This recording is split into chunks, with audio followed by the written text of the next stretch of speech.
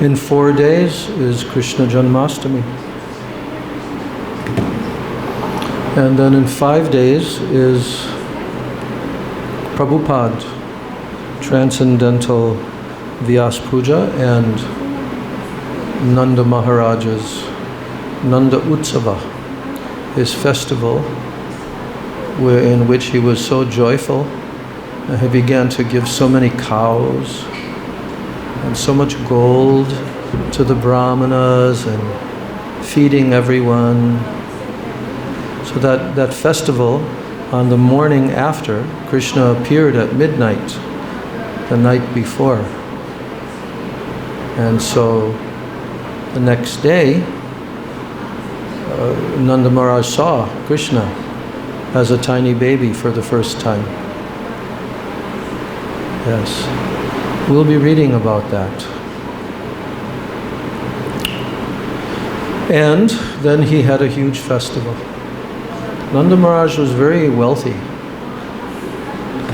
He had lakhs of cows. 9 lakhs. That's 900,000 cows he had. It's a lot of cows.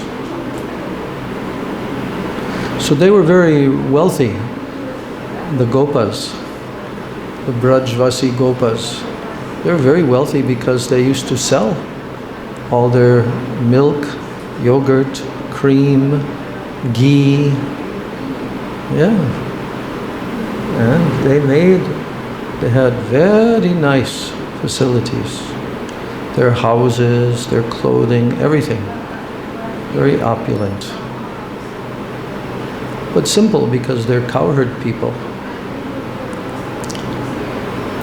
Not like kings, sitting on a big throne with a big, huge golden crown. They're Vaishyas, cowherd people. That's how they maintain themselves. So in Vedic culture, the Vaishyas, they have 3 activities that they're supposed to do in the human society. One is Krishi. Krishi means agriculture, growing, plowing the land, and because they're Vaishyas, they have many bulls. The bulls are required to plow the land. And then planting and cultivating all different vegetables and fruits and everything from the land. That is the Vaishya's duty. They hire many Shudras, workers, in order to do all that. So Krishi is the first duty. Second one is Go Raksha. Go Raksha means protecting cows. In the human society, this is one of the top most necessities, is to protect cows. Also to protect brahmanas. Yes. That's why Krishna is known as Brahmanya Dev. He is the Lord of the brahmanas. The brahmanas, of course, are the intelligent class, priestly class. They're the ones who teach the whole human society how to worship, how to perform all the Vedic yagyas and everything. And they perform that. And they also teach. They study the Vedas and they teach the Vedic knowledge.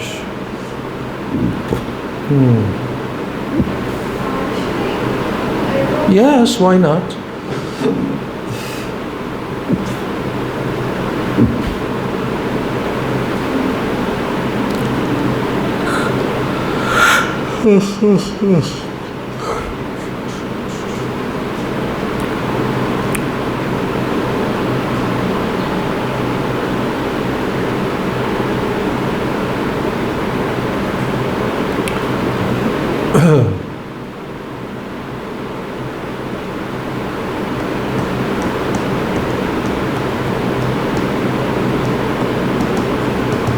Did you start it?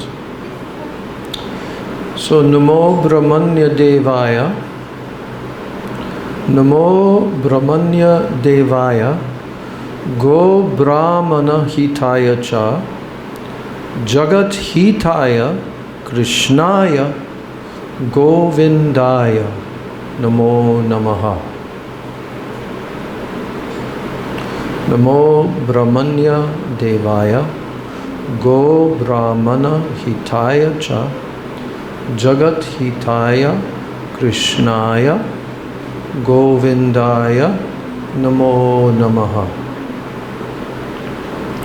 So this prayer, actually Srila Prabhupada, when he came to the Western countries, he taught all of his disciples this prayer.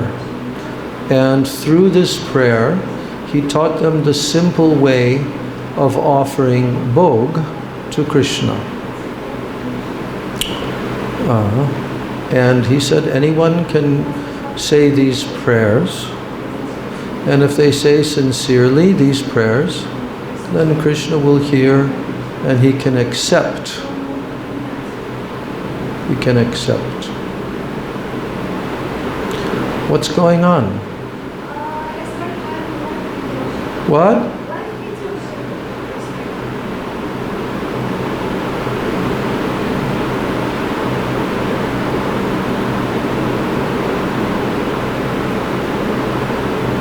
That one?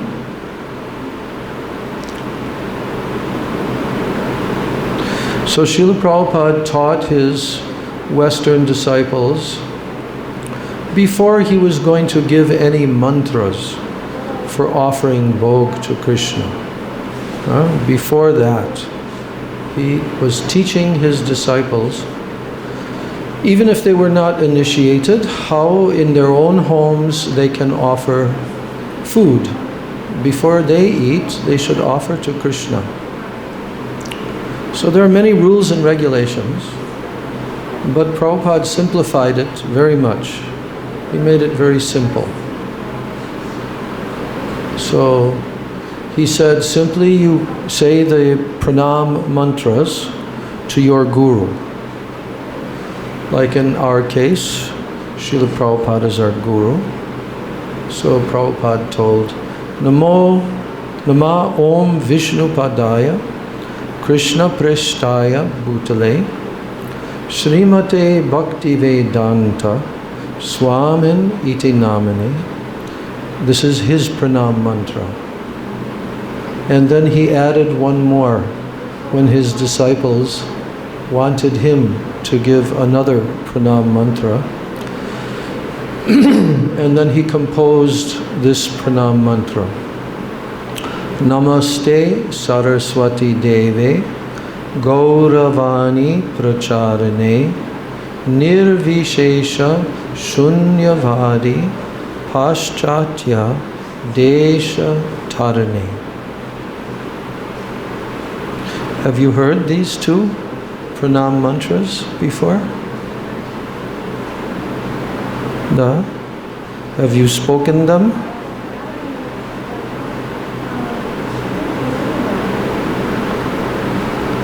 You know them by memory?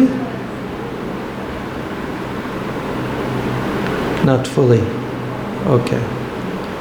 So, those two mantras are offering obeisances to spiritual master. To Prabhupada in particular, his name is being mentioned there. So these are his pranam mantras. But the first pranam mantra that I just told, that is standard.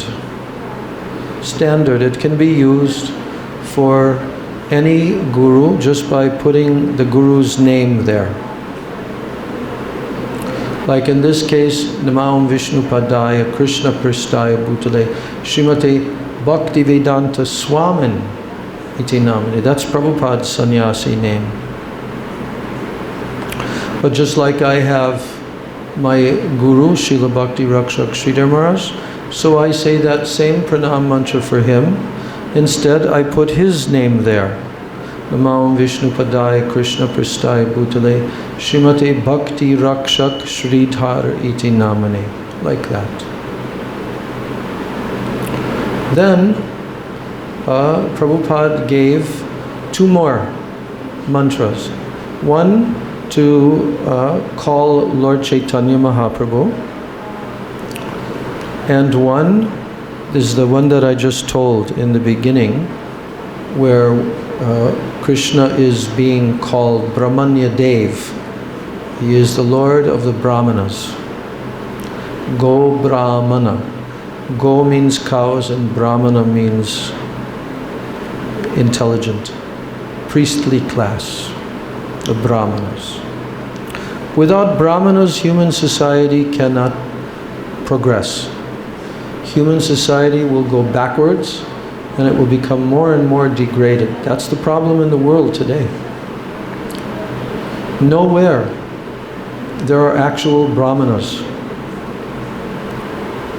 But when Prabhupada came to the West, he would tell it to us from time to time. He would say, I have actually come here to the West to make Brahmanas.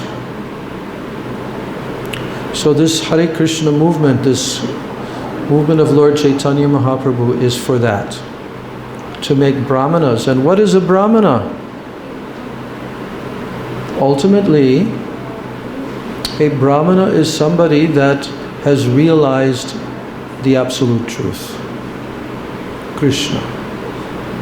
That is a Brahmana. They have realized. They have not only academic knowledge, but they have practical knowledge.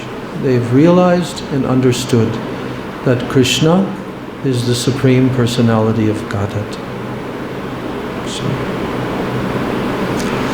So in this way, there are these 3 mantras for offering bhoga to Krishna.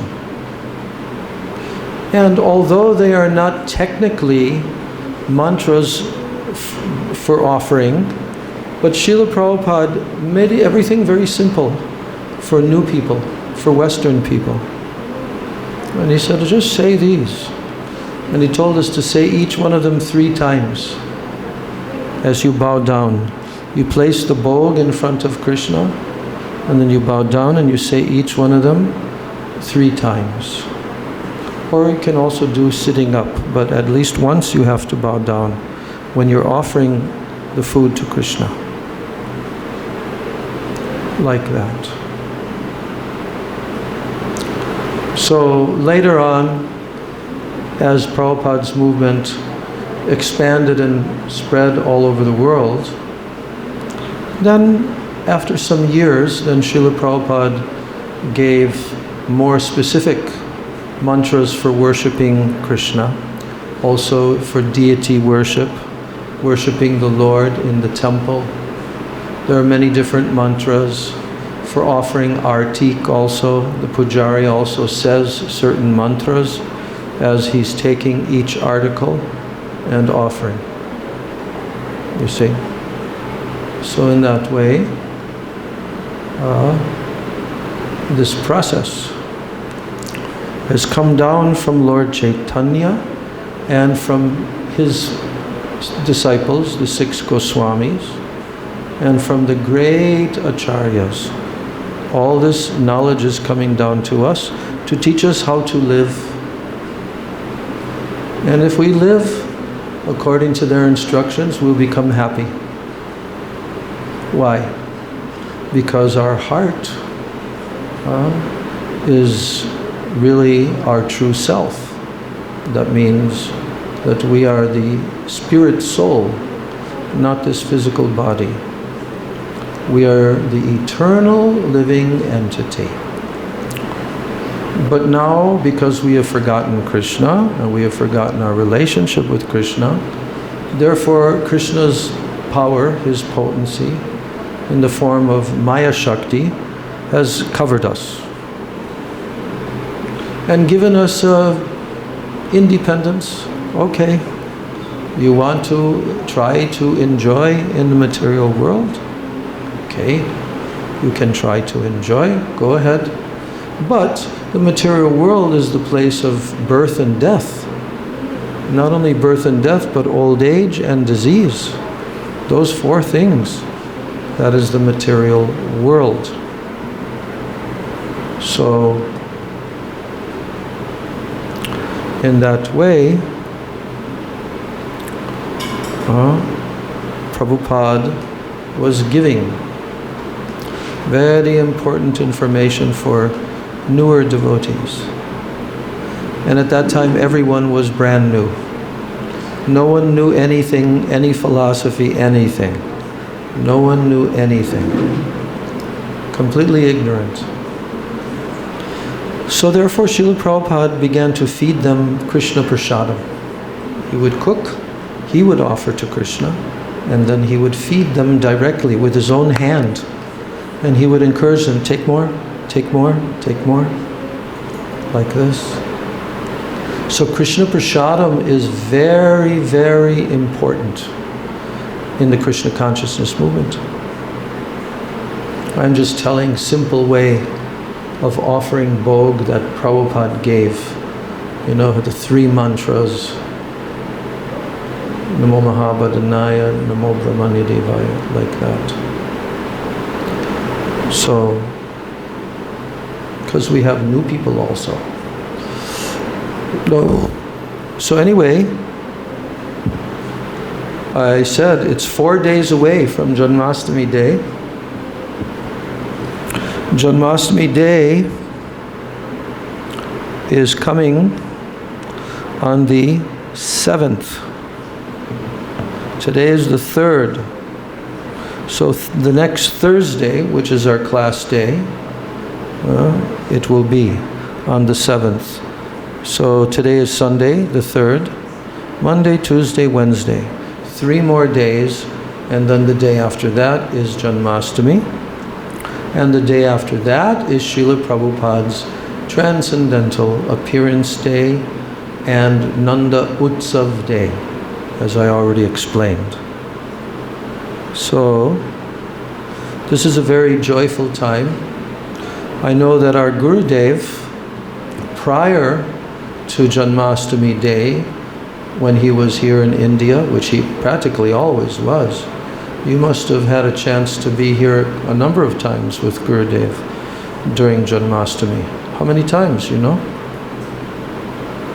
Because usually he had us preaching and traveling in the West. Okay. I think I was only here once or twice with him. So, yeah, so prior to Janmastami, I remember Gurudev started the katha about like today, 3-4 days before Janmastami. Then Gurudev was lecturing in the evenings, and then there was also morning program. And Gurudev called on different devotees. And so there would be discussion of Srimad Bhagavatam, Krishna Janmastami. Yes. So the story of Krishna's taking birth here in the material world, this is the most important history in the whole universe. Most important history in the whole universe. Why? Because that Supreme Personality of Godhead, who is the creator of the creator of the creator of the creator of this material world, he only comes once to this material world, to each universe. He only comes once in an entire day of Lord Brahma. So you've probably heard this before, that Lord Brahma, he's the sub-creator of this world. Have you seen the picture where Vishnu is lying down and from his navel comes a lotus flower stem? Have you seen that picture? And on the lotus flower, who takes birth there? Lord Brahma. So that's an elaborate story which is told in the Srimad Bhagavatam. But Lord Brahma is the sub-creator of this world. He does not create the energy, the ingredients. He's like a contractor, you know? Like a contractor, he's hired to build a skyscraper building. But he doesn't provide the bricks and the cement and the iron girders and everything, no. That's already there, provided. He just assembles it. So Lord Brahma is like that in one sense. He has incredible power given to him by Krishna. Oh, there's Madhu Mangal and his wife. Just came up on their scooter. So, yes. So Lord Brahma, he lives for a very long time. Did you know that? Did you know that Lord Brahma lives for a very, very long time? Did you ever hear how long he lives for? Huh? Haribol. No, you didn't hear how long he lives. Okay, I'm going to give you the figure. How long do we live for? 100 years. Maybe not. Mostly not. Nowadays, very rare. Very rare. So 100 years of our human calculation, right? So how long do the Manus live for? The Manus are created by Brahma, and there's how many? 13 Manus? Huh? 14 Manus in one day of Brahma. 14 Manus. Do you remember? Calculation of how it's divided. So many different yugas the Manus live for. Millions, many millions of years. So there's 14 Manus in Brahma's day. So how long is the day of Brahma? Well, the day of Brahma is 12 hours of his time. 12 hours of his time, Lord Brahma. Because you know, this 24 hours, 12 hours, all these time divisions, they come from the spiritual world. Yeah, they come from the spiritual world. These time divisions. They're eternal time divisions. Even in Goloka Vrindavan, there is a 24-hour cycle of day and night. And Krishna's pastimes follow that in 8 different time divisions throughout the 24 hours. Like that. So, Lord Brahma, he has 12 hours that he's awake. And that's his day. And then he has 12 hours where he sleeps. That's his night. So now I'm going to tell you how long is Brahma's day. His night is the same, but how long is Brahma's day? Well, Krishna explains that in the Bhagavad Gita. Sahasra yuga paryantam aharyad brahmano vidu. Sahasra yuga means the 4 yugas. Satya Yuga, Treta Yuga, Dwapara Yuga, Kali Yuga. Those 4 yugas multiplied times what? 1,000. So those yugas multiplied times 1,000 cycles. That's 12 hours. Now how long is that? Who is the expert devotee that knows how many years are the Chatur Yuga? 4 yugas.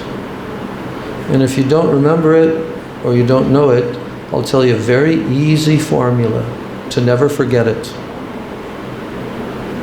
Does anyone know? Around 3.5 million years. 3.5 million years. But it doesn't do any good to say around. No, we have to know exactly. Do you remember? Okay, here it is. Here's your big hint. You'll never forget it again. 4, 3, 2. Can you say that? Everyone say 4, 3, 2. Everyone say 4, 3, 2. 4, 3, 2. Yes. 4, 3, 2. This is also a Fibonacci sequence in the universe. It's a very interesting mathematical calculation. So, Krishna, the division of the yugas is based upon 4, 3, 2, and simply 4, 3, 2 with 3 zeros. 4, 3, 2 with 3 zeros is how many years? Yes, 432,000, or 4,32,000. Okay? How long is that the duration of? Kali Yuga. Now you take the same figure, 432 with 3 zeros, and you multiply that times 2. That gives you the duration of the previous Yuga to Kali Yuga. That's called Dwapara Yuga. Then, for the Treta Yuga, now you take that 432 and you multiply times 3. That gives you the length of time of the Treta Yuga. And the Satya Yuga, guess what you multiply it times? 4. 1, 2, 3, 4. So if you add those together, 4 plus 3 plus 2 plus 1, 10, decimal system. Decimal system. It comes from Krishna. Do you know that? Because how many fingers does Krishna have? How many fingers? Palyets. How many fingers does Krishna have? Huh? Tell me. Huh? Yes. On one hand? Yes. Krishna has 10. 5 and 5. How many toes? Same. 10, 5 and 5. This is the decimal system, is based on Krishna's eternal spiritual form. That's why we, who have been fashioned after His eternal form, we also have 5, 5, 10. That's why. Because we're a replica of His form. Human beings. No other species has this. They have a kind of like that in the orangutan but they're not exactly feet. They're kind of like a combination of hands and feet. But they have the 5 and the 5. But if you go to other species, gradually, less. Fish. So, why in the world am I telling all of this? It has an important reason. So, what have we concluded now? We've concluded that one yuga cycle is the same, 432. 4,320,000. Got it? 432. 4,320,000 is one yuga cycle. Multiply that times 1,000 and what do you get? You add another 3 zeros and what do you get? 1,000 yuga cycles makes 4,320,000,000 years. Is that a long time? Huh? She's saying no, it's not a long time. That's because she's living in the eternal time zone. Yeah.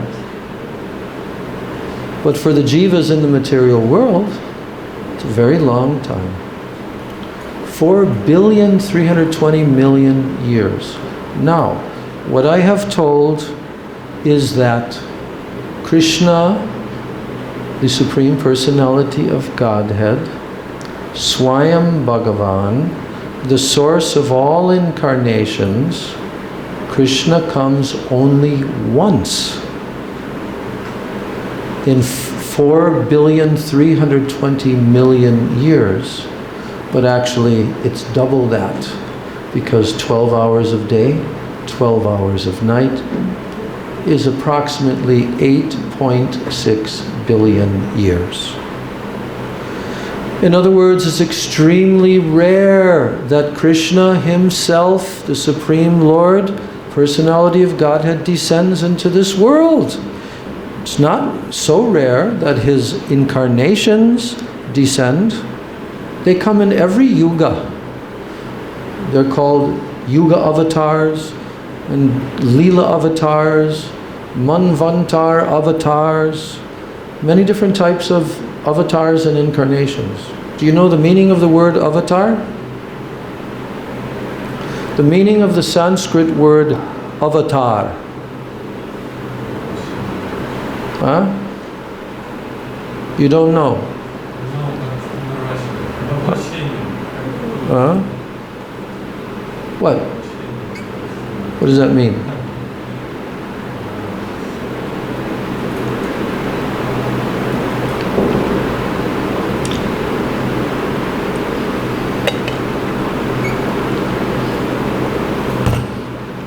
The word avatar means one who comes down, who descends. That's called an avatar. Incarnation, but it technically means avatar, who descends down. Descends down. From where? From the spiritual world, from the eternal spiritual world. He descends down into this world. Yeah. That's why these people who have made that movie, Avatar, they should learn what is the meaning of the word avatar. But now that word has gone into the English language and the Russian language in terms of computer technology. Social media. That you have your own avatar. That means that you're hiding behind, you're not showing who you are, but this other image. And you can choose, oh, this is my avatar, you see. But actually the word avatar in Sanskrit means one who descends down from the spiritual world. Yes. So all of the incarnations that come within the material universe, they have all descended down from the spiritual world, from the spiritual sky, where they're situated there eternally. Did you know that?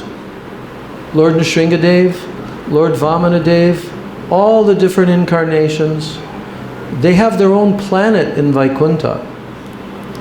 But sometimes that incarnation takes a different form when they come into this world. Just like Lakshmi Devi, she knows her husband. Who is her husband? Who is the husband of Lakshmi? No, Lord Narayan. Lakshmi knows very well Lord Narayan, what he looks like, and everything about him. Lakshmi knows, and she has eternal loving mood to serve Lord Narayan. So, but when Lord Nrsingadev appeared, and he was so angry after killing Hiranyakashipu, and he was roaring, and all the demigods were too much afraid. They were too much afraid because he was so angry that they would come near to him. So who did they choose? They said, oh, Lakshmi, go to your husband, calm him down. And Lakshmi, what did she say? Do you know what she said, Lakshmi? When she was told, please go to your husband, he's very ferocious right now. What did she say in response? She said, no, I've never seen this form of my husband before. I'm too much afraid. Even Lakshmi. But was Prahlad Maharaj afraid? Young boy Prahlad? No. Why? Because Prahlad, he was pure devotee, and he was completely comfortable with the Lord's appearance, because the Lord had come out of love to protect his pure devotee. So that incarnation of Lord Nrsingadev is called a Leela avatar. He comes to fulfill some purpose. So the Lord descended like that. So Srimad Bhagavatam is telling us about all the various incarnations, not all, but some of the prominent incarnations in the 3rd chapter of the 1st canto, the Lord's incarnations. Okay? But the Srimad Bhagavatam is teaching us that these incarnations of the Lord are worshipped by who? They're worshipped by the Lord's pure devotees. And therefore the Srimad Bhagavatam tells about the different pastimes of the Lord and the devotees who were assisting the Lord in his pastimes. Very, very enchanting. But at the beginning of the Srimad Bhagavatam, when these incarnations are listed, that there's this one and this one and this one, then at the very end, then Sutta Goswami says, Ete chamsa kala pungsa Krishnastu Bhagavan Swayam. Ete chamsa kala pungsa Krishnastu Bhagavan Swayam. This means all of these above mentioned incarnations, Ete cha kala. They are amshas, meaning they are parts of the Supreme Lord. Amsha. And kala. Kala means plenary part. That means part of a part. So all of these incarnations that are being told about in that chapter, 3rd chapter of 1st canto, they're listing their names, their pastimes, what they perform, their devotees. But at the very end of that chapter, this verse is told, Ete changsa kala pungsa. All of these incarnations are parts, amshas and kalas. And then it says, Krishna's tu Bhagavan Swayam. But Krishna is not an amsha. He is not a part. He is not a kala. What is he? Krishna's tu Bhagavan Swayam. He is Bhagavan himself. You cannot call anyone else Bhagavan Swayam. Swayam Bhagavan. No. Swayam Bhagavan means the source of all the other incarnations. So this is our authority. This statement from Srimad Bhagavatam is our absolute authority. That can prove this point. That don't think that Krishna is just another incarnation. No. He is the source of all incarnations. And that's why I'm giving you this calculation of 8.6 billion years, so that you can try to understand that in this material universe, in every yuga, and we just calculated the 4 yugas as 4,320,000 years, right? Right? 4 million. So that means at least, minimum, every 4.5 million years, there's an incarnation that comes into our universe. But for Western, science and all these bogus rascal speculators, they think that, 5,000, 6,000, 7,000 years, that's as long as the planet has been here. Christians believe that. It's ridiculous. Totally absurd. Huh? So for them, 4.5 million years is a damn long time. Right? Compared to 5,000-6,000 years. But the Vedas tell us exactly what are the time frames of the universe. And the Christians, they also always have this speculative, idea that the world is going to end. The world is going to end.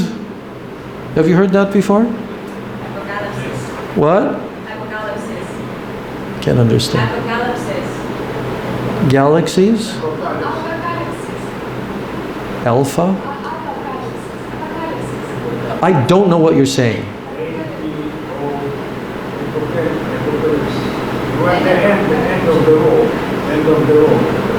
The end of the world. Apocalypse.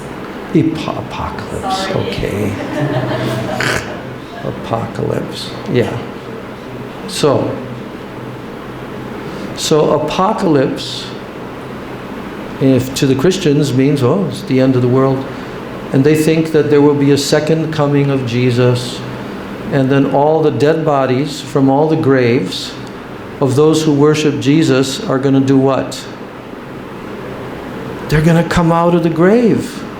But they won't look like a decayed dead body anymore. They'll look like a normal body. Right? They'll be raised from the dead. You heard that before. Yeah. But I remember one time, this is in Los Angeles, like many years ago, when I was in household life. I was doing some selling, and I was visiting different businesses and showing them art and things like that to make money. And one of those places that I came into, there were people who were Jehovah's Witnesses. You have those also in Russia. You call them Yehovah or something. Yeah. So they believe that there's only a finite number of persons who will inherit the earth. What they believe is that this earth planet, and it's like the only planet in the universe that has life forms, right? But when the apocalypse, or not apocalypse, when the end of the world comes, and God again comes, Jesus comes, and everybody becomes raised from the dead, then they're going to live on this earth planet like forever. Have you heard that before? Like this will become the paradise and everything. And then I said, so if we believe in God, then we're going to get a new body. He said, no, it'll be exactly the same body that you had. And not only that, but also your mother, your father, your family member, they'll also be there with you in this new world. I said, really? But what if I didn't like my body? What if I didn't like the way that I looked? I want a different body. Huh? They said, no, you'll be satisfied, you'll be happy. I said, okay. So then, and you have to understand, all of my questions are based upon my having absolute knowledge from the Vedas, from the Guru Parampara. I know exactly. They don't even understand what is the Atma, what is the spark of consciousness that animates every single living entity's body. Right? They don't even know that. So they think you are this body. So I said, well, that's pretty raw deal. Some people's bodies are very beautiful, and some people's bodies are not. So why should I be stuck with a body that is not very attractive looking for the rest of eternity? You understand my question? Anyway, they couldn't really answer that. But then I asked another question. I said, okay, So anyway, okay, we're here in this world, the Earth planet, and now it's become like the paradise, and we're all going to be living on the Earth planet, and so, well, and we're going to be here forever. We're going to be here forever, you know? So what will we all be doing? What will our activities be? They said, oh, you can do whatever you want. Like if you want to draw, you want to paint, you want to travel, you want to do this, that, you can do it. I says, yeah, anything else? So then finally I told him, I said, that doesn't sound very interesting to me. That doesn't sound very exciting. I think it sounds more exciting that in this world there are varieties of activities, parties, nightclubs, movies, cinemas, sports, this, that. And all we're going to do is be sitting and drawing art. So anyway, they did their best, but with their limited knowledge, they could not convince me to convert, to become a Jehovah's Witness. So my point that I'm making is that we actually know, we have been given knowledge that no one else has.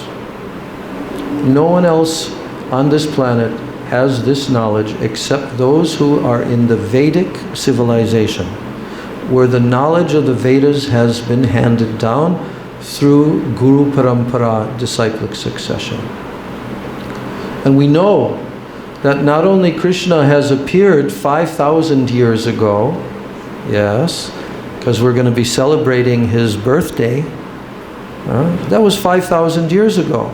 To us, 5,000 years seems like a very long time, doesn't it? Compared to 100 years that we have. 5,000 years.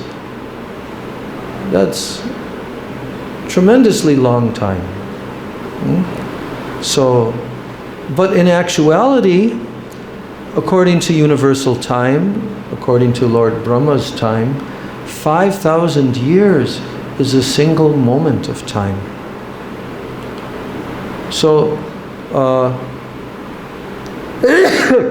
I already explained that one 24-hour cycle of Lord Brahma is how many millions of years? 8.6. I'm just estimating. 8.6 billion years. Very good. I'm happy that you remembered that. So,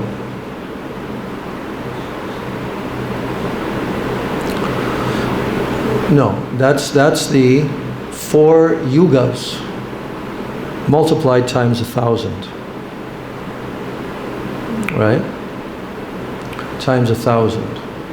That's the 12-hour period of Brahma's day, the 12 hours of his night. 8.6 billion years. Okay? Now, what about Lord Brahma's 1 year? You have to multiply 8.6 billion years times what? Times approximately 360 days. So none of us have the mathematician's brain that we're suddenly going to think of it in our brain and we're going to give the answer. But that has been calculated on scientific calculators. And Lord Brahma's lives for 100 years. So if you take that figure and you multiply it times 100, you get approximately 311 trillion years that Lord Brahma lives for. Is that not a pretty long time? What do you think? You think that Lord Brahma is bored? No, Lord Brahma is a pure devotee. He sees Krishna's incarnations non-stop throughout his whole life. And not only that, he descends in Krishna's incarnations also and directly interacts with him. And when Krishna came only 500 years ago, which is nothing, when he again came, Krishna himself, he's not an avatar, he's not a Amsha or a Kala, he's directly Krishna, but now he's combined with who? Srimati Radhika. There is no other incarnation like him. And he also only comes once in an entire day of Brahma. So, Lord Chaitanya Mahaprabhu, who is Krishna himself, he came into this world to give us something that even Krishna didn't give freely. When Krishna descended, he had his eternal associates with him, and he interacted with his eternal associates, and there were some cases of other jivas who had gradually, over a period of lifetimes, become very, very highly advanced and qualified by worshipping Krishna. And they took birth in Braj as gopis. Those cases are there. And other cases as well. But the main point is that Krishna does not easily give his prem. Understand? To take birth in Braja and to be an associate of Krishna in his Bhauma Leela. Bhauma Leela means this earthly pastimes in the material universe. That is extremely, almost impossible. Extremely rare. But do you know that Krishna again came? One of the reasons is that he felt, oh, I have not given sufficiently my prem. Now I will take an incarnation form where I will freely distribute prem indiscriminately, not depending on the person's qualifications or disqualifications. And I will distribute this prem. That is Chaitanya Mahaprabhu. So he is Krishna again coming in a golden form because he's combined with Srimati Radharani, two in one. And they have now come in the most merciful form that has ever appeared in all of the entire creation of any universe of the millions of universes. There is no form equivalent to this. How they gave such mercy. So when we think of the appearance day of Lord Krishna, which comes once a year, Krishna Janmastami, on the 8th day after the full moon, Krishna appears, then we understand that this Krishna, he is the Supreme Personality of Godhead, Swayam Bhagavan Krishna. He's not just some expansion. So, Srimad Bhagavatam has been presented to present who? Who is being presented in the Srimad Bhagavatam? 18,000 shlokas, 12 cantos.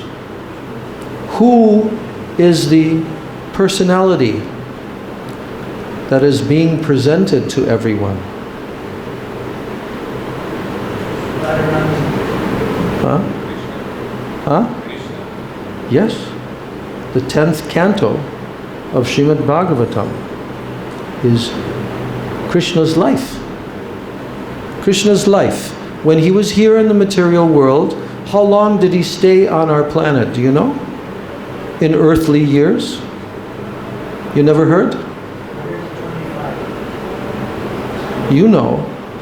You never heard that before? How many years Krishna stayed on this earth planet? 125 years. Exactly. 125 years Krishna stayed on this planet. Did Krishna ever grow old during those 125 years? No. Did Krishna have children and grandchildren? Huh? He had millions of them. Because he had 16,108 queens. And each one of them had 10 children. And then those queens, those children grew up, and then they had children.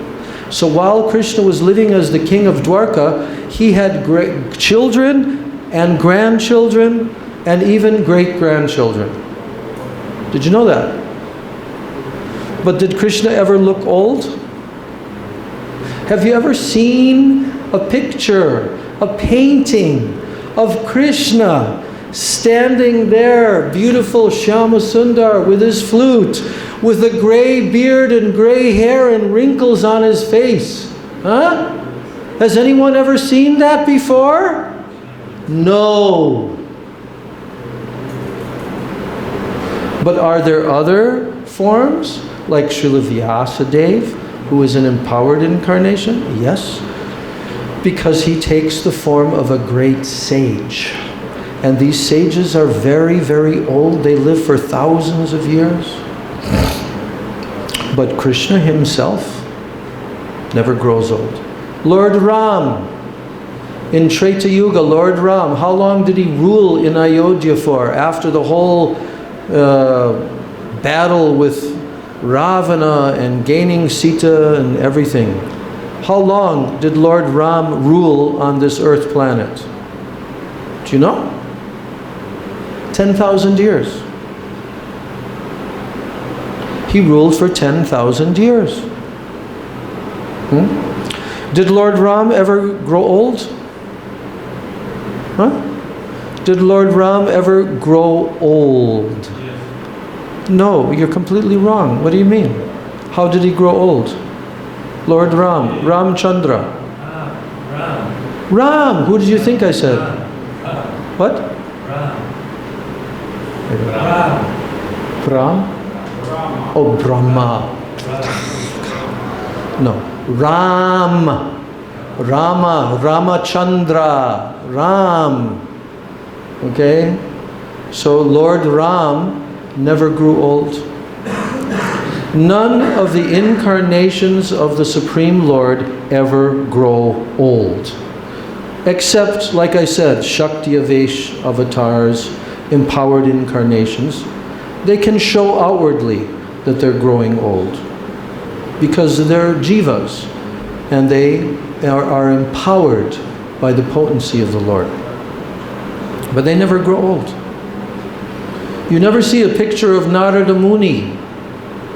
Narada Muni, he's the eternal spaceman. He's the son of Lord Brahma, and he lives till the end of the universe. You never see a picture of Narada Muni with gray hair and growing old. Never. So this is important to understand, that all of the incarnations of the Lord have a spiritual body which is made of Sat, Chit and Ananda. Sat, Chit, Ananda. Sat means eternal. Chit means transcendental consciousness, knowledge. And Ananda means bliss, ecstasy. Sat, Chit, Ananda. So, all of the forms in the spiritual world, not just of the Supreme Lord, but even of His eternal associates. Like in Vaikuntha. In Vaikuntha, those associates live eternally with their Lord and Master, Lord Narayan, Lakshmi Narayan. In Vaikuntha. They live eternally there, forever. And they're never bored because they're living in transcendental existence of Sat, Chit, Ananda. And the pastimes of the Lord are infinite and unlimited. You see? And then when you go higher, to the highest point in the spiritual realm, then you come to the Krishna planet. Krishna's planet is Goloka Vrindavan. And Goloka Vrindavan is bigger than any of the Vaikuntha planets combined. Yes. And do you know how big Vaikuntha planets are?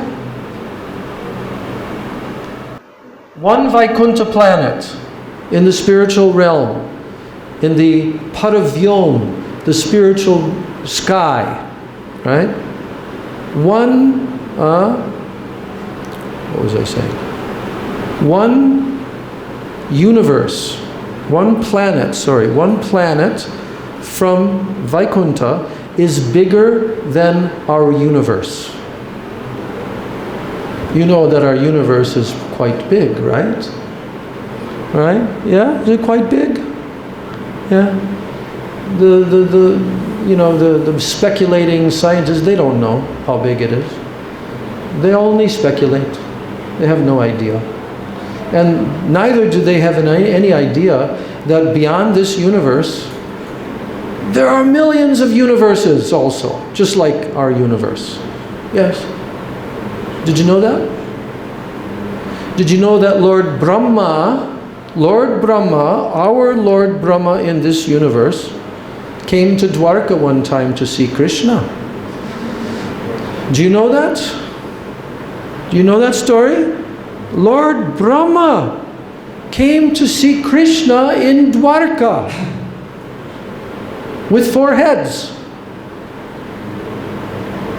So when he came there to the palace of Krishna, then he came, and of course the guards are there and they need to get information who has come to visit. So they requested this person with 4 heads to identify himself so that they can tell that this person has come to see Krishna. So Krishna was sitting on his throne in his assembly hall. And do you know that Krishna's assembly hall in Dwarka is infinite? It can accommodate infinite numbers of persons. It can expand, it can contract. Yes? So anyway, then Lord Brahma said that, please tell Krishna that I, Brahmaji, I have come. The creator of this universe. I've come to see Krishna. So that guard went, told Krishna, and then Krishna told him, ask him which Brahma. So then the guard came back and asked, Krishna's asking to you, which Brahma are you? He said, what? Which Brahma? I'm the Brahma. I'm the 4-headed Brahma. So then the guard again went and told Krishna, he says he's the 4-headed Brahma, the creator of this universe, of the planets, of the bodies of the living entities and everything. Brahma. So then, what happened? Krishna said, bring him. Bring him. Then, as Lord Brahma was approaching, Krishna called, because Krishna can call anyone, anywhere in his entire creation to come at any single moment. So he called each and every Brahma from the millions of universes to come there to his assembly hall. Have you heard this story before? This is in Chaitanya Charitamrita, told by Mahaprabhu himself to Sanatana Goswami. So, Lord Brahma came in, and what happened was, when all these Brahmas started to arrive, and as I already told, there's unlimited space for them, millions of them, then they all came, and when they arrived, they all paid their obeisances with their heads. And they had big crowns on their heads, and there was a, what's the word? A very, tumultuous sound when all of them touched the floor with their crowns. Hundreds, thousands of Brahmas. And Lord Brahma came in there. But guess what? All those Brahmas, some of them had 100 heads, some of them had 1,000 heads, some of them had 10,000 heads, some of them were huge, gigantic, and Lord Brahma, with his 4 heads, was standing there in complete awe.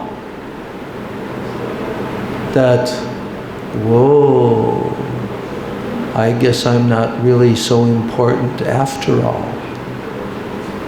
And then Krishna asked a question to all the Brahmas, is everything all right in your universes? Yes, my Lord, everything is all right. Then you may go. And within a moment, gone. And here was this little Lord Brahma, who is standing there. And then Krishna said, you see, you should never have big false ego, that you are very great. So our Lord Brahma of this universe has 4 heads. That's why he's called Chaturmukh Brahma. 4 mouths, 4 heads, 4 faces. So that Lord Brahma of our universe, we are in his sampradaya.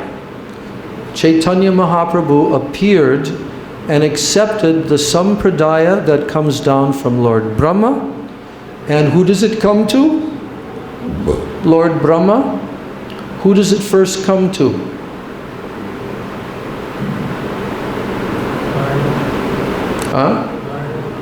Yes. Brahmaji, then there's a disciplic succession coming down from him. Sri Brahmaji, then Narada Muni, then Vyasadev, then Madhvacharya, Shukadev Goswami, like this. So Chaitanya Mahaprabhu accepted the Madhvacharya Sampradaya, which we are part of. And to this day, if you go to South India and you go to the place called Udupi, Udupi is the place where Madhvacharya was born, and he lived there, and he preached, and he established that town with the very important temple and deity of Krishna in that temple. How many of you have been to Udupi? 1, 2, 3. Yeah, you said already. 1, 2, 3. Nobody else. Yes. I know that Achyuta has been to Gokarna, a place that he loves dearly. But Gokarna is very short distance from Udupi, so I'm sure. Yeah, no, actually when I was in Udupi, he was there with me and Bhagavad Maharaj and a few other devotees in Udupi. That was in 2015, the winter, from 2015 to 2016. I was there for 1 month. And that deity and that temple that's there in that town is 800 years old. 800 years is a pretty long time in our material estimation, right? And the deity of Krishna that is there was installed by Madhvacharya. And do you know where that deity came from? Huh? Who knows? Where the deity of Krishna that is installed in his temple, where did that deity of Krishna come from? Nobody knows this story. Huh? You don't know? No.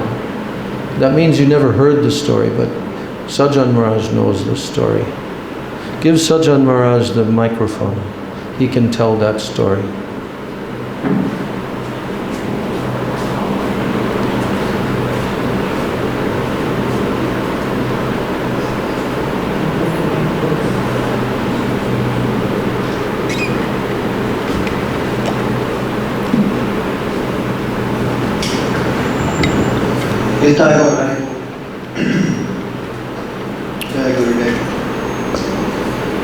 So,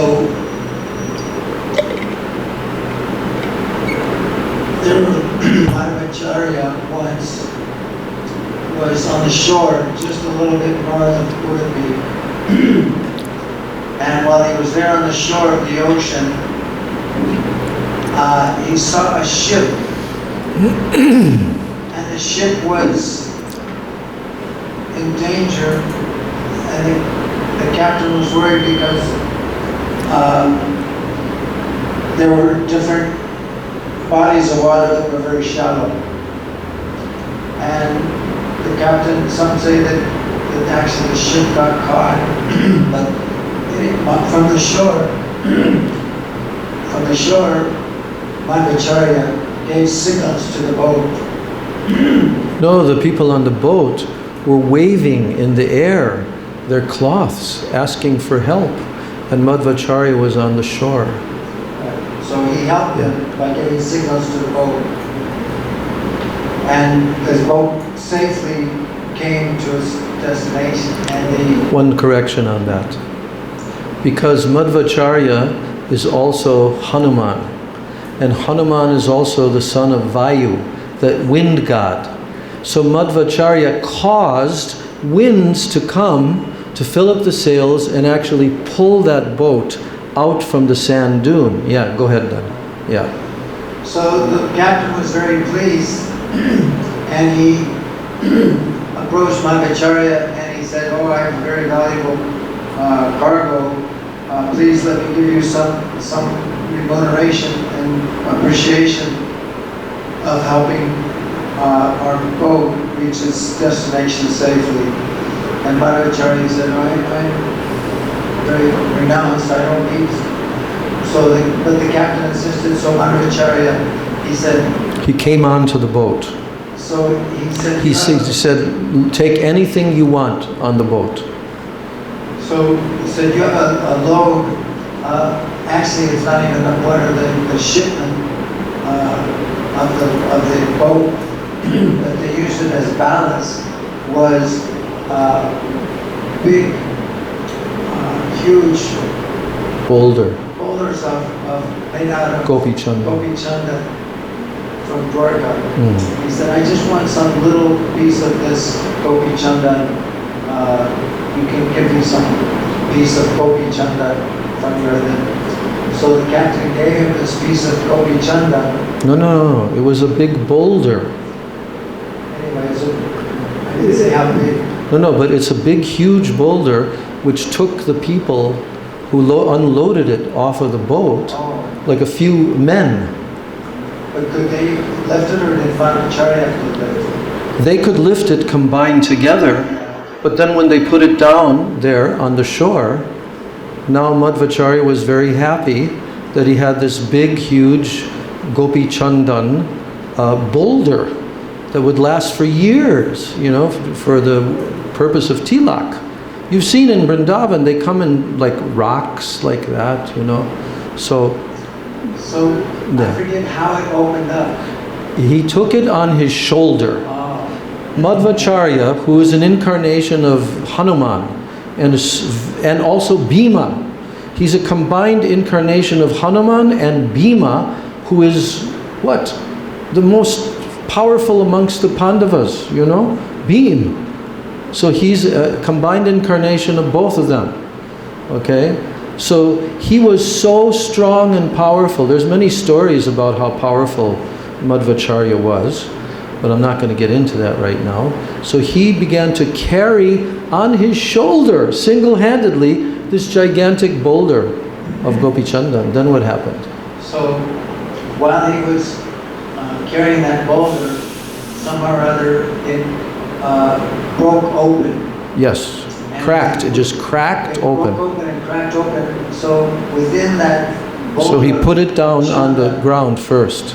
When he looked at what was inside that boulder that broken into two pieces, there was a beautiful deity, the Udupi deity, Balagopal.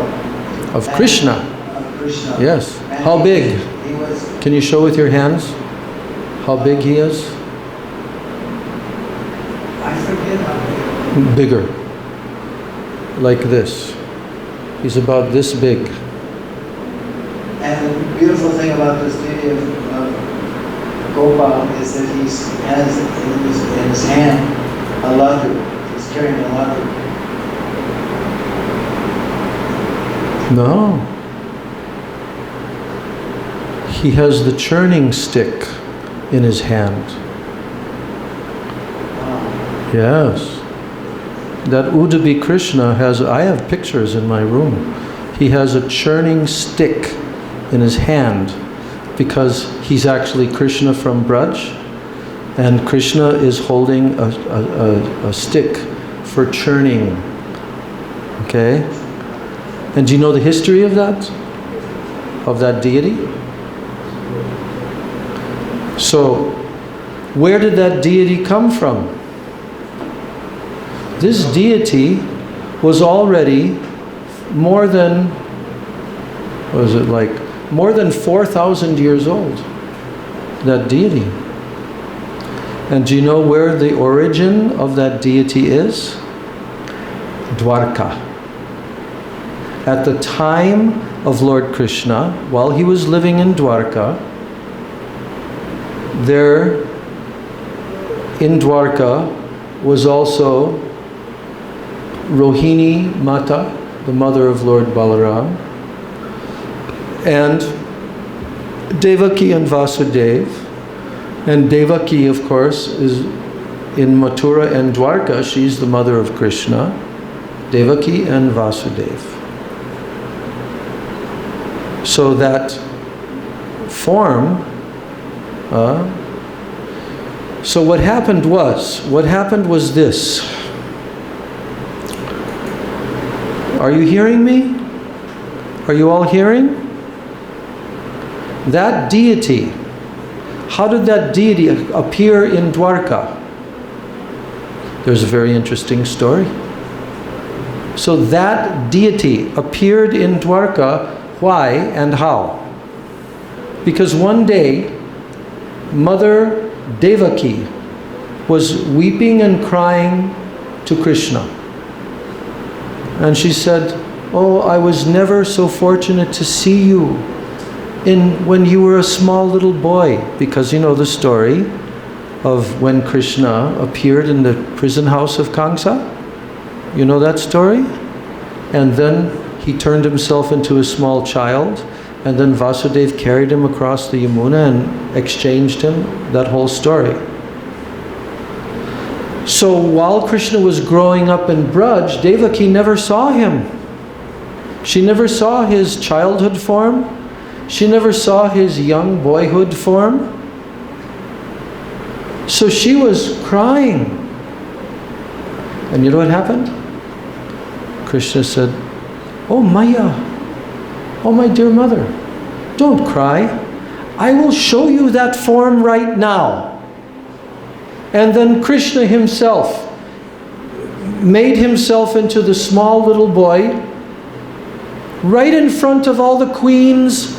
And then Krishna became very playful, and he was taking yogurt and smearing it on Devaki's face, and like this, playful.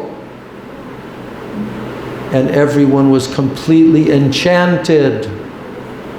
Completely enchanted. So then after that, then Rukmini, Queen Rukmini, who was the chief of the queens in Dwarka, she said, "I want a deity exactly the replica of this form that Krishna just showed us." So there was a very great personality who was a carver of the deities, and that deity was carved exactly like that form that Krishna exhibited. So that deity was worshipped in Dwarka by Queen Rukmini. And so somehow over many centuries,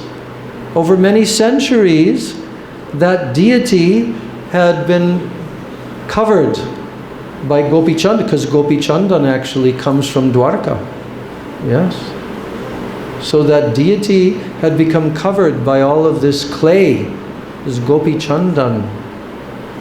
And now came the moment when Krishna himself came out. Why? Why did he come out? Because now his pure devotee is there. Now Madhvacharya is there. So now Krishna caused it to crack open, and now Madhvacharya saw this deity. This is 800 years ago when that ship was shipwrecked, and that whole story took place 800 years ago. So Udupi is only like, I don't know, 11 kilometers or something like that. Udupi is only 11 kilometers from the ocean front. You can go there when you go on the bus. We used to sometimes just take a quick bus there, and you're there in just 20 minutes. So at that time there weren't buses, and there wasn't public transportation and all of that. But I want to mention one thing. There was not only one deity that came out of the Gopi Chandan, there was another deity. And that deity was white colored, and who was that deity? Balaram. And that Balaram deity, that smell, what is that smell? Paint or something. So that, yeah, close the windows. So that Balaram deity was not brought into Udupi, but that deity was kept there on the ocean front, and right there at that place, not far, is a little temple, and that deity is there. There's a small temple there. So when Madhvacharya saw this beautiful deity of Krishna, oh, he became so overjoyed. And now he took the deity on his shoulder and was carrying the deity to Udupi. And while he was carrying this deity of Krishna to Udupi, he began to compose spontaneously beautiful poetical shlokas in Sanskrit, perfect Sanskrit, glorifying this deity of Krishna. So when he brought that deity there to Udupi, now a temple was constructed there, not a huge temple. Even to this day, Madhvacharya did not want to compete against the other huge temples in various very famous temples in South India. So he just kept the temple small, and when you go there, that deity is inside that temple. And you know what? He never takes rest. There is a window, you cannot see him other than through this window. The window's like about this big, okay? Has some kind of grill that you can't go inside. And so that window, you can have darshan of the deity of Krishna. And even throughout the night, that temple is open for those who want to come and see the deity and sit in the temple and chant like this. So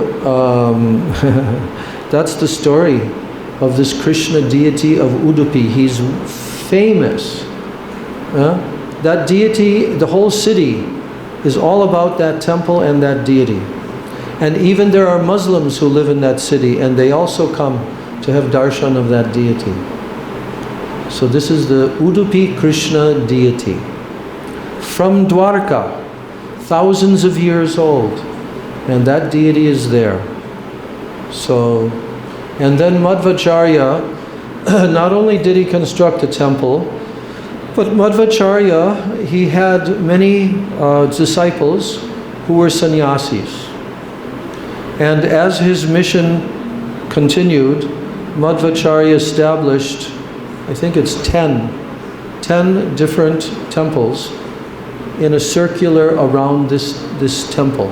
So when you go there, there's like a central area where the temple is there, but then there's a road that goes all around this central area, and along there you'll see the 10 different temples that are controlled by and owned by the sannyasis. And that tradition has gone for 800 years. Now, the worship, who is responsible for the worship of that Krishna deity? Who has been doing the puja, the worship for that Krishna deity in that temple? Well, there's a rotation of the 10 different temples of the sannyasis. There's a rotation that each one of them takes the responsibility for a period of something like 2.5 years. And during that time, they take charge of all the puja of that deity. They also bring because each temple has their own deity. So they bring their temple deity into the same room with that deity and they worship like that. So the changing of these 10 different, it happens like about every, let's see, 2 times 10, well that's 20. So it's approximately every 20 years.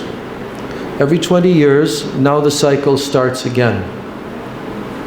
And I remember when I was there in Udupi, it was a very interesting year because these sannyasis, some of them are younger and some of them are very old. They all have their disciplic successions and their dynasties, and who will be the next acharya, the next sannyasi, like that. They have their own deities in their temple also. So during that time that I was there, they had billboards all around the city that the day of the pariyaya means the changing, right? And that day of the changing is going to happen, and we were there. During that month that we were there, they had a big, huge festival. Lakhs and lakhs of people came from all over, and they had the official changing of the next sannyasi. But the interesting thing is that we were there for, I think, the 4th pariyaya of the oldest of all the sannyasis. He had done it 4 times. That means he was, in his late 90s. Already. And his picture was there. Everyone in the city knew him, and he was now going to take charge for the 4th time in his life there. So that was an interesting anecdote. Oh. Yes.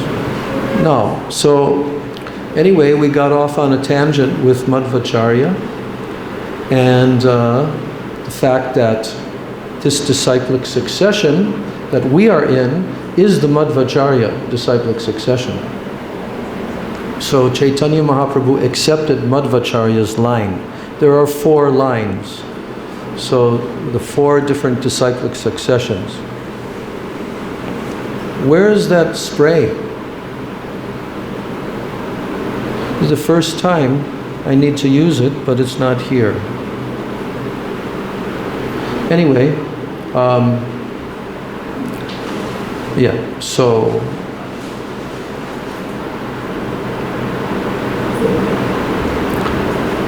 in that way,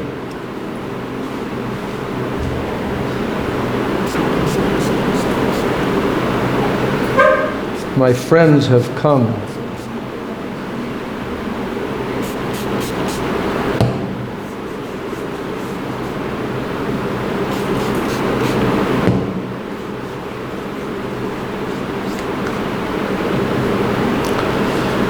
So the very happy day is coming after 4 days.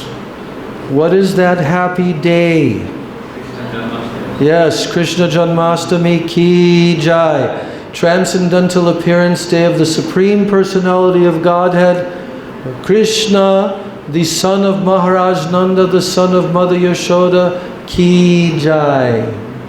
So now, I'm just going to read a little bit before we finish today's class from our Gurudev, Srila Bhaktivedanta Narayan Goswami Maharaj, where he's speaking on the Janmastami day.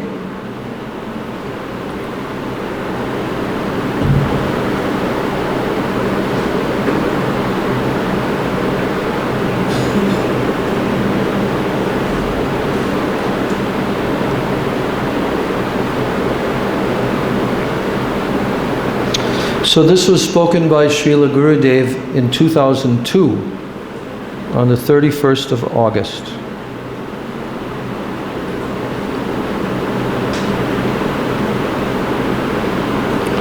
And it's describing here, this was on the morning of that Janmastami day in Mathura. in Gurudev's temple, Shri Keshavji Gaudiya Math in Mathura. And he was holding this Janmastami celebration there in Mathura temple. So after the Mangal Artik, then the kirtans and bhajans, they preceded the lecture. They did that for about an hour, as they do each day. And there was, especially during those kirtans, they were selecting different songs to sing that are especially about Krishna, you see. Yes, which are especially about Krishna, glorifying Sri Krishna. So Srila Narayan Goswami Maharaj entered the temple at around 6:30 in the morning, and he began his Hindi lecture, wherein he explained the deep meanings of these various kirtans. And the translation of his class was kindly given by Uttam Krishna Das Brahmachari. So one thing I want to say is that when Srila Prabhupada came to the West and he began the Hare Krishna movement in 1965, and then he registered his society in 1966, and then the ISKCON movement, the Hare Krishna International Society for Krishna Consciousness, began to spread all over the world. So Srila Prabhupada also himself recorded many different songs, you know. But one of Prabhupada's favorite songs to sing was the Brahma Samhita. Brahma Samhita. And I remember when I joined the movement in 1970, we didn't have tape recorders at that time. There were big tape recorders with the big tapes, reel to reel, like that. But there was no small portable recording instruments or anything like that at that time. But nevertheless, Prabhupada had recorded, and they also copied these recordings of Srila Prabhupada singing with his harmonium. And not only that, but there was also a couple of record album. They were called record albums. Do you know what those are? You've probably never even seen one in your life, where they're like a circle, a big circle like this, and they're black color, and you put it on like a turntable like that. So phonograph, they used to call those, phonograph record.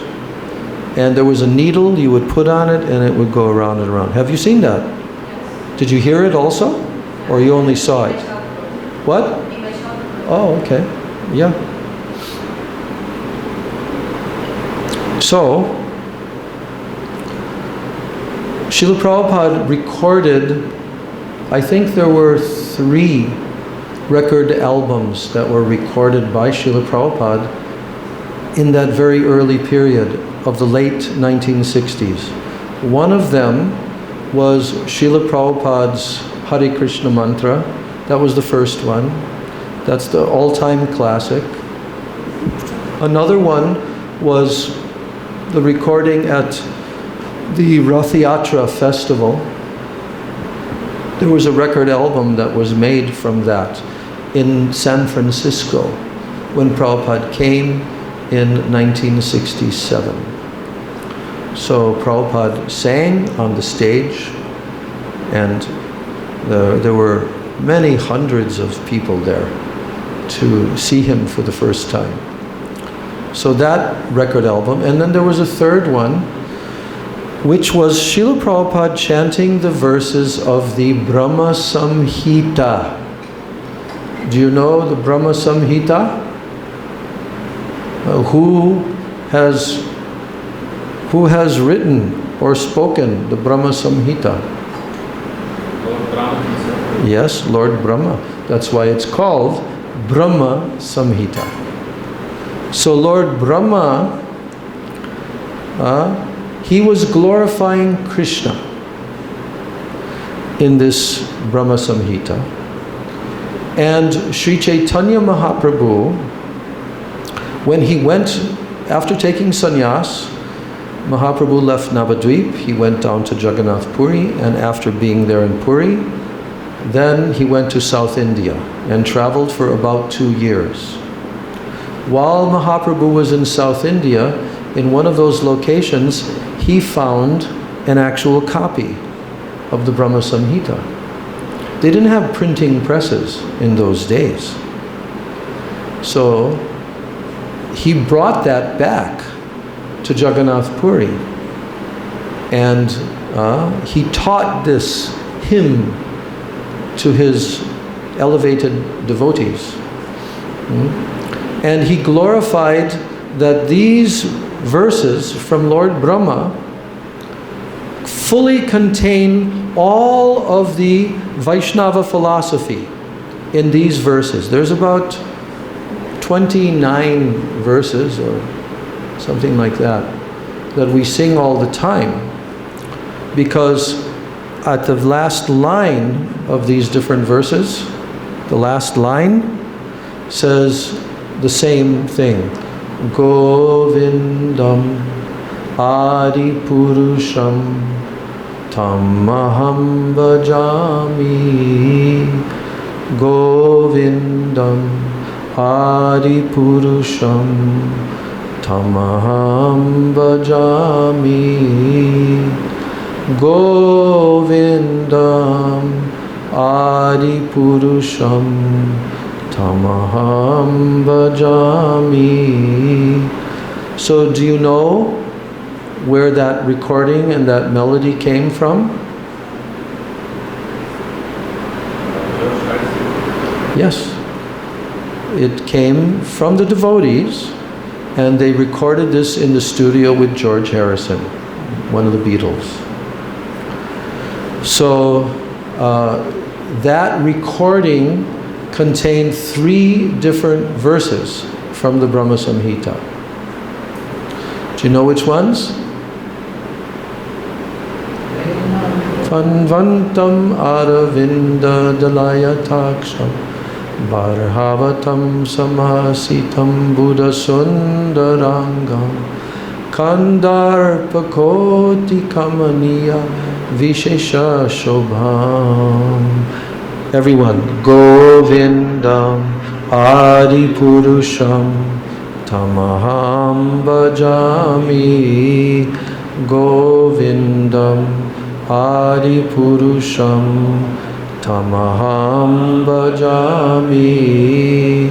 Govindam Adi Purusham Tamaham Bhajami. Then Niyasya Sakalen Driyadvriti Manti Pashyanti Panti Kalyanti Chiram Jaganti Ananda Chinmaya Sadujvala Vigrahasya Govindam Adi Purusham Tamaham Bhajami. Govindam Adi Purusham Tamaham Bhajami. Govindam Adi Purusham Tamaham Bhajami. Then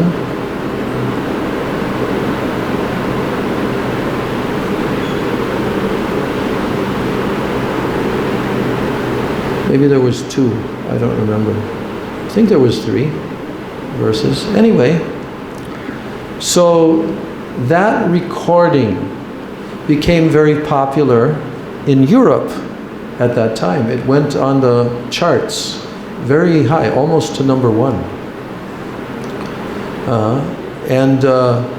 So what happened was Srila Prabhupada liked that recording so much. They played it for Prabhupada. He liked it so much that his disciples were singing in such a beautiful way with such beautiful instrumentation and devotion and mood, and his disciple, very advanced, one of his first female disciples, Yamuna Devi Dasi. She was the lead singer on there. And so Srila Prabhupada, once his temples started to become established, he said, I want that every day in every single one of my temples throughout the world, that this song will be played in the morning, just before the deity's curtains come open.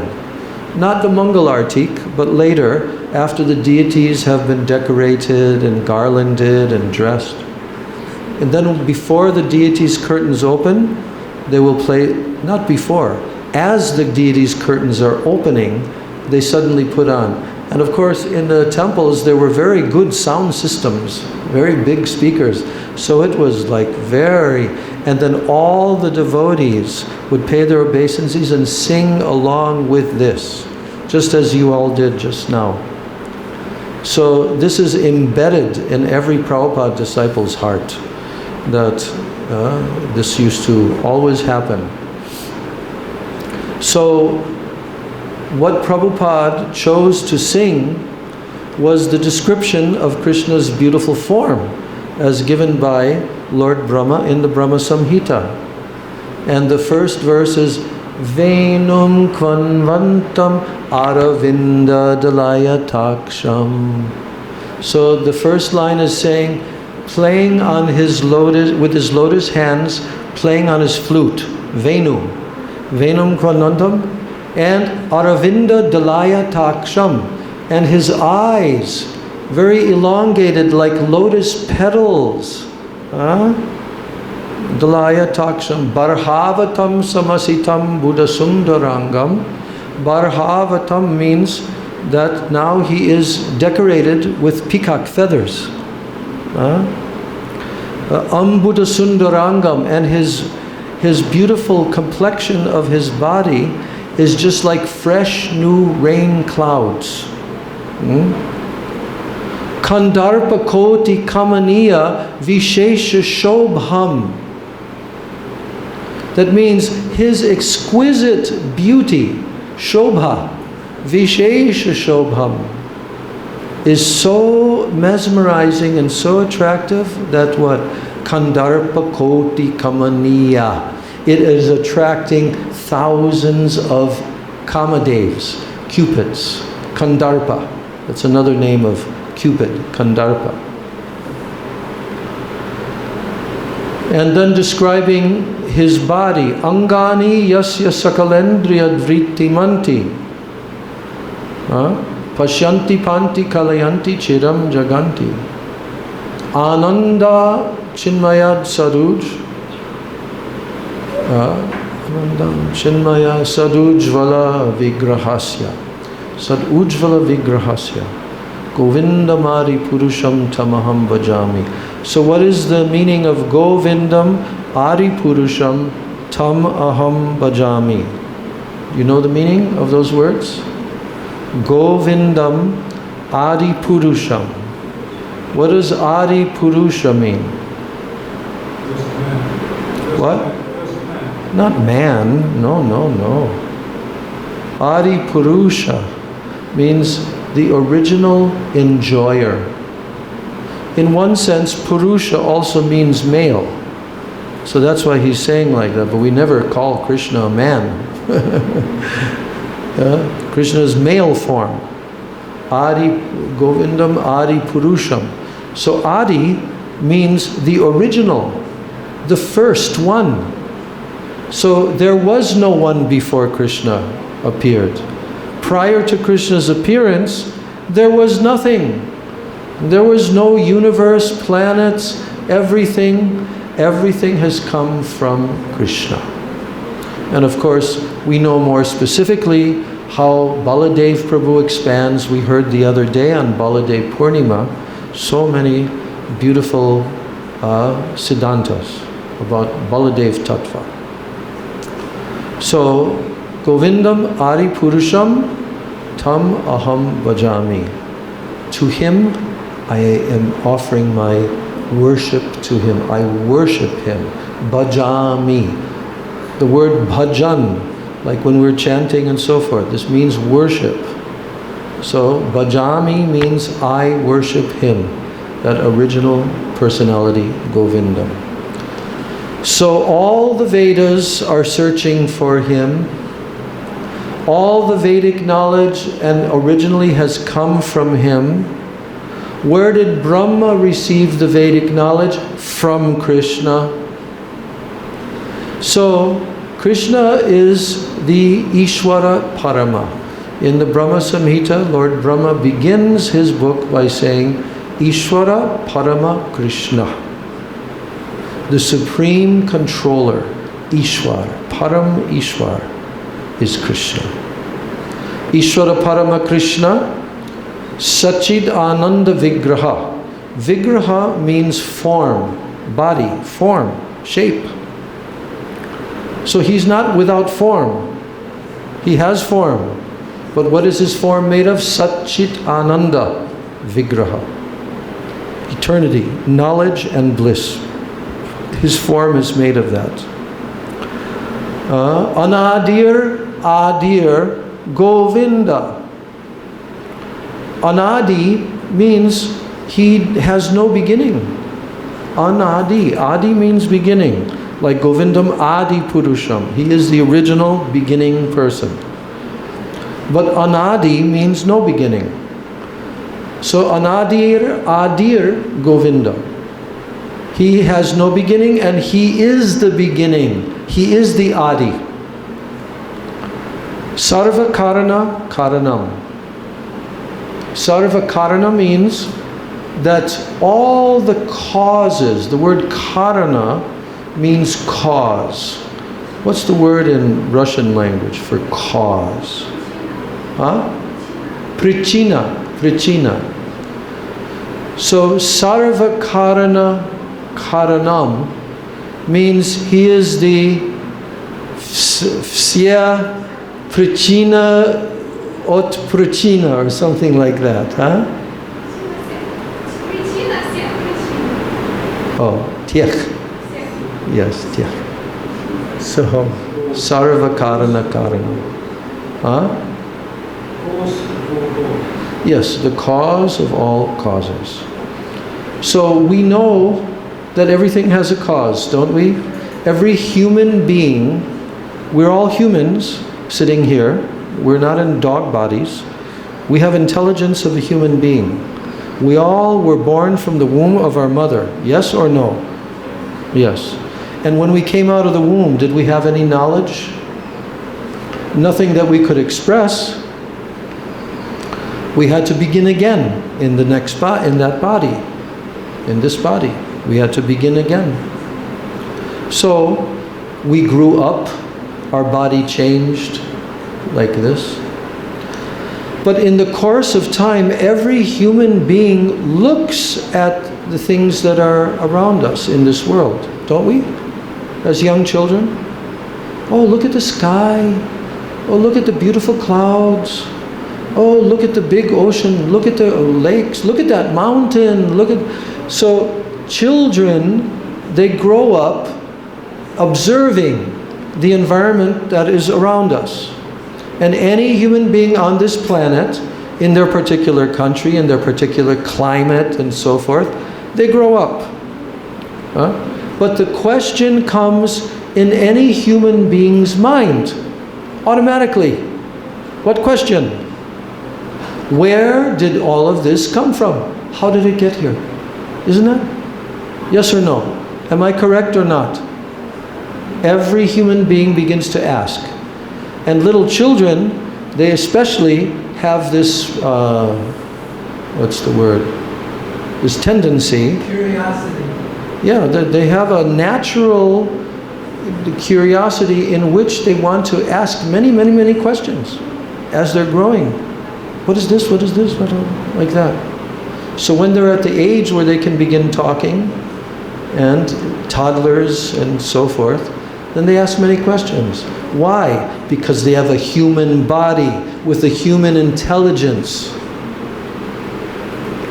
So those natural curiosity and natural questions, where did everything come from? But if they're told in answer to their question, we don't know, we don't know where everything came from, which many children nowadays are being told by their parents because their parents are absolutely ignorant. Absolutely ignorant. We don't know. Oh, the scientists say, Big Bang, you know, oh, nonsense. And then the Christians, they said, it all came from God, which is correct. It all came from God. God is the supreme person. He's a person. Like you and I, we're all persons. God is the origin of all persons, and that's why we look like Him. So Christianity has it correct. But how exactly did everything come? Well, God said, let there be light. Then there was light. And according to the Bible, let there be trees, let there be mountains, like this. And just by His speaking, by His inconceivable power, He created. But nowhere in Christianity can it tell you the details, how the creation takes place, how the elements of material nature appear. What is the ultimate source of all the elements? The Mahat Tattva. And those elements, by the glance of Vishnu, now they become animated. They become empowered. And there's very, very intricate knowledge and description in the Vedic literatures. So that's why Srimad Bhagavatam is the jewel, the crest jewel of all these literatures, because Srimad Bhagavatam is explaining in detail where did everything come from, how was it created, who are the creators, who are the persons assisting the creators, like that. Whole government system of the universe. But in Christianity, nothing. Nothing. Only God. So anyway, we naturally want to know. Human beings are given this proclivity that they want to inquire. But unless they inquire from the authoritative source, they will not get the answer. And that's why the whole world today, you go anywhere in the world practically, and the people, they think, I am this body. Yes? If you go anywhere in the world, the people think, I am this body. So this is called ignorance. And this ignorance, gradually, that ignorance ends up causing those people who had a human body to do what? To die and again go back down into the lower species, because they have no spiritual knowledge and they don't know how to live their human life. So Krishna, the Supreme Lord, He comes personally, and He states that in the Bhagavad Gita. He says, Yada yada hi dharmasya glanir bhavati bharata abhyuttanam dharmasya tadatmanam srijami aham. This is His first statement in the 4th chapter. He says, whenever or wherever there is a rising up of what? Adharma. Adharma means irreligion. Whenever that is become prominent, yada yada hi dharmasya glanir. Dharmasya glani means weakening of dharma. Weakening, becoming weak. So yada yada hi dharmasya glanir bhavati bharata, O Arjuna, whenever that takes place, and abhyuttanam adharmasya, when adharma is increasing, then Abhyutanam adharmasya tadatmanam srijami aham. At that time I manifest myself. So Krishna has given this promise. Anywhere throughout the universe, whenever and wherever that takes place, He comes. He manifests Himself. Tadatmanam srijami aham. Srijami means I manifest. So He may come in His original form, as I've been explaining, which comes very rarely, or He may come in an expansion and a different avatar and incarnation. So in that way, Krishna says that I come regularly on schedule in this universe, and what do? Paritranaya sadhunam vinashaya cha duskritam. I save my sadhus. I save my pure devotees who are being oppressed. And vinashaya cha duskritam. I kill the duskritina, the demoniac forces who are causing so much trouble in the universe. Paritranaya sadhunam vinashaya cha duskritam dharma samstapanartayam. And then I again establish dharma. I again establish dharma. Dharma samstapana. Sambhavami yuge yuge. I do this in every yuga. Yuge yuge means yuga after yuga after yuga after yuga. I am doing this. So in this way, in the 4th chapter of Bhagavad Gita, Krishna is now introducing Himself as being the Supreme Lord. He's telling this to Arjuna, that I come like this, on schedule. Not only that, but he also tells Arjuna, Imam vivasvate yogam proktavanaham avyayam. He says, oh Arjuna, this knowledge that I'm speaking to you, this Bhagavad Gita, I spoke this millions of years ago to the sun god, to the god of the sun, Surya Dev. What is his name? Vivasvan. Vivasvan is the name of the sun god in our universe. So he says, Imam vivasvate yogam proktavan aham avyayam. I spoke this knowledge to Vivasvan, the sun god. Then, Vivasvan manave praha, manur ikshvakave abravit. Then, who did Vivasvan pass this knowledge down to? Vivasvan manave praha. Manave means Manu. Manave means Manu. One of the Manus. One of the controlling demigods in the universe. And then Manu spoke this knowledge to Ikshvaku.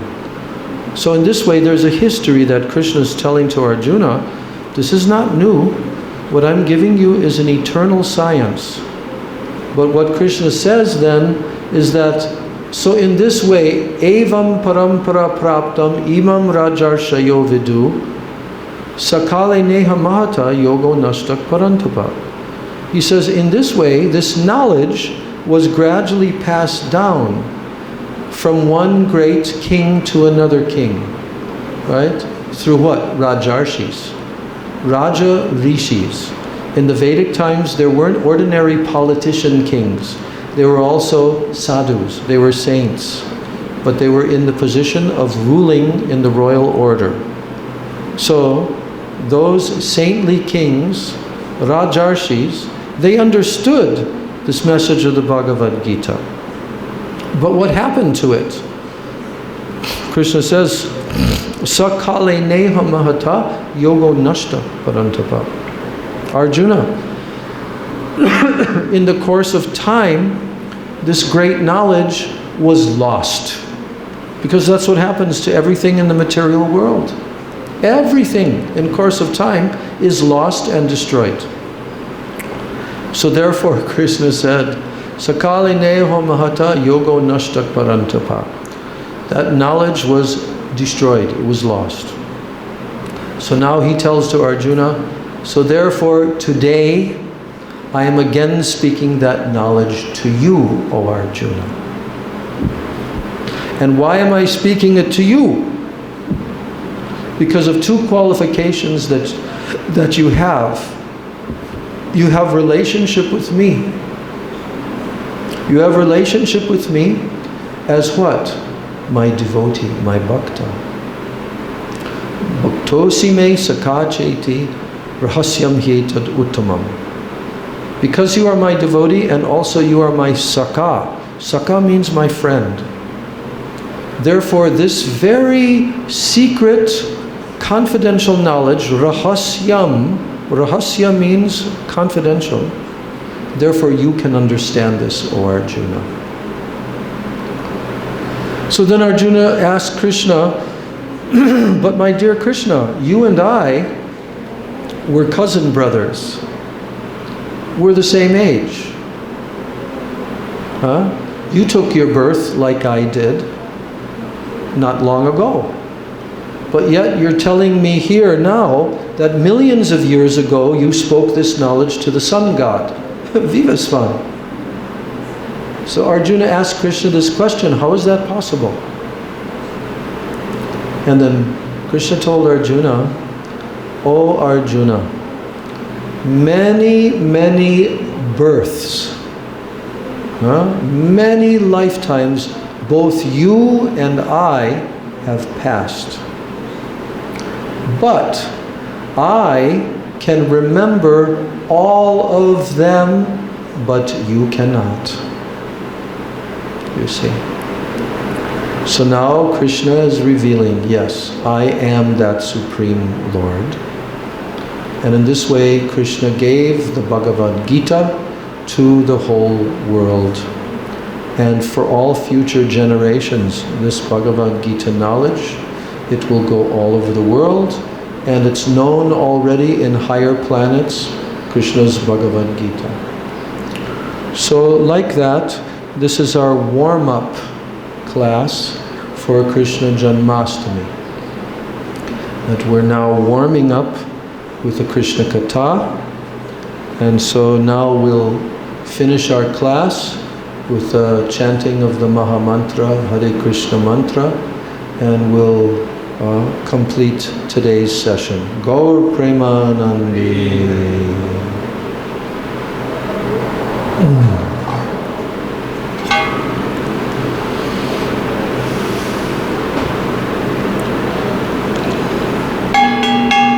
Shri Krishna Chaitanya Prabhu Nityananda, Shri Krishna Chaitanya Prabhu Nityananda, Shri Advaita Gadadhar Shivasari Gaur Bhakta Vrinda, Shri Advaita Gadadhar Shivasari Gaur Bhakta Vrinda, Shri Krishna Chaitanya Prabhu Nityananda, Shri Krishna Chaitanya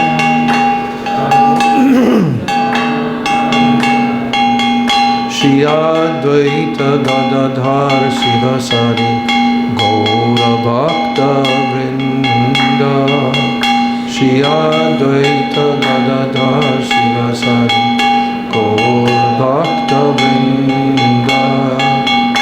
Hare Krishna, Krishna Krishna, Hare Hare, Hare Krishna, Krishna Krishna, Hare Hare, Hare Rama, Rama Rama, Hare Hare, Hare Rama, Rama Rama, Hare Hare. Hare Krishna, Krishna Krishna, Hare Hare, Hare Krishna, Hare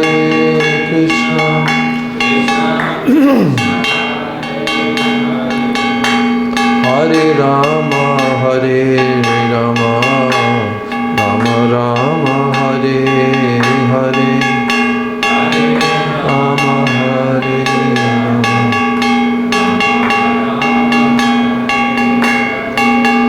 Hare Krishna, Krishna Krishna, Hare Hare, Hare Rama, Rama Rama, Hare Hare. Hare Krishna, Krishna Krishna, Hare Hare, Hare Rama, Rama Rama, Hare. Hare Krishna, Krishna Krishna, Hare Hare, Hare Rama, Rama Rama, Hare Hare. Hare Krishna, Krishna Krishna, Hare Hare, Hare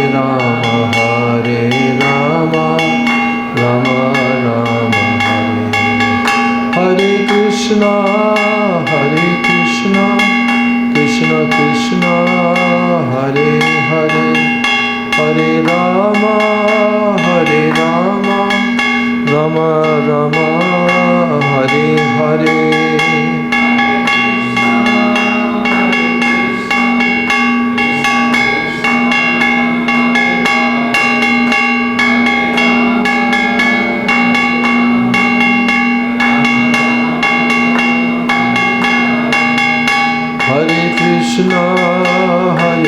Krishna, Krishna Krishna, Hare Hare, Hare Rama,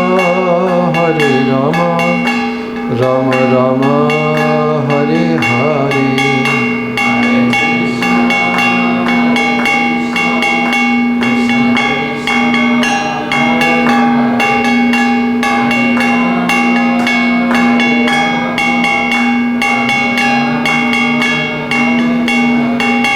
Hare Krishna, Krishna Krishna, Hare Hare, Hare Rama, Rama Rama, Hare Hare, Hare Krishna, Krishna Krishna, Hare Hare, Hare Rama,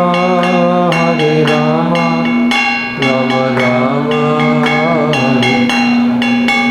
Jaya Sachinandan, Jaya Gaura Hari, Sachinandan, Jaya Gaura Hari.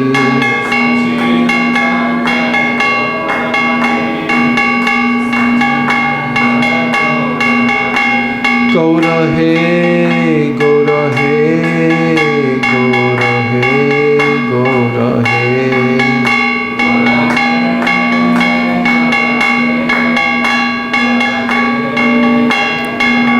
Nitai Gaura Hari Bol, Hari Bol, Hari Bol, Gaura Hari Bol, Nitai Gaura Hari Bol, Hari Bol, Hari Bol, Nitai Gaura Hari Bol, Hari Bol, Hari Bol, Hari Bol.